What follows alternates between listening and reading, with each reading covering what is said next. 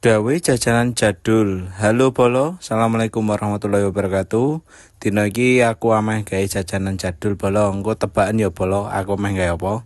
Aku wingi digawani telo karo mbokku. Hasil bedolan saka sawah Bolo. Langsung ae telone tak onceki Bolo nganti resik, bar kuwi dikumbah aja lali ya. Banjur telone diparut Bolo nganti lembut Bolo.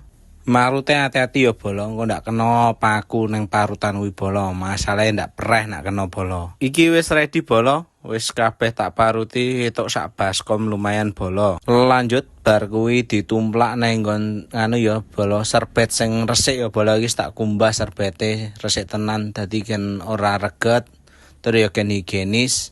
Iki tak peres nganti atus nganti bener-bener banyune ilang ya Bolo. Tapi banyune aja diguak Bolo, ditadai masalah ya kanggo banyune Bolo. Banjur ampas peresane mau ditumplak neng baskom Bolo, bar kuwi diremuk-remuk neh ya Bolo. Banyu peresane mau dinengke sik 10 menit ya Bolo supaya saripatine gen midun sik mendep. Dadi engko iso digunakake dinggo adonane Bolo. Sambi ngenteni mendep iki tak kei bumbu sik ya to, iki dikei panili, bar kuwi dikei uyah. Dikei gula aja lali Bolo. Banjur dicarup ya Bolo gen kabeh rata mau bumbu-bumbune mau. Iki tanganku wis iso lho Bolo.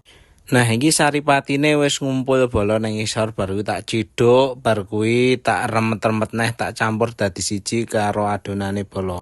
Gula jawane aja lali disiapke Bolo dinggo isian iki engko. Iki adonane wis ready bar kuwi tak emplek-emplek nang tangane niki, tengah-tengahe tak kei gula Jawa Bolo. Bar kuwi dikepel Bolo nganti bentuk lonjong karo diuplek-plek ya Bolo, mbuh engko bentuke ya piye iki engko. Pokoke digawe lonjong ngono ae Bolo. Nah wis ngene iki gur garing goreng Bolo. Iki bentuke ngene iki Bolo, lonjong kabeh. Iki wajane wis tak siapke, wis tak iseni lenga Bolo. Iki tak kepel-kepel neh gen tambah bentuk, bar kuwi cemplungke Bolo. Digoreng nganti kecoklatan ya Bolo. Aja lali diwolak-walik supayane gen ora lengket ning wajane karo gen ora lengket siji lan sijine Bolo.